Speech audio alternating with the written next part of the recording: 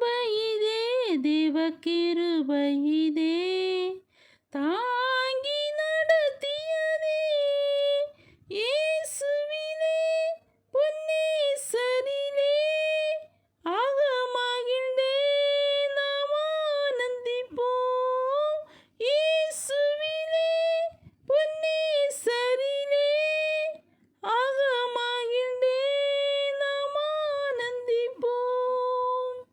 வார்த்தையினால் அவர் தீர்த்தார் எந்தன் வியாதியும் வேதனையும் வைத்தியராய். வார்த்தையினால் அவர் தீர்த்தார் எந்தன் வியாதியும்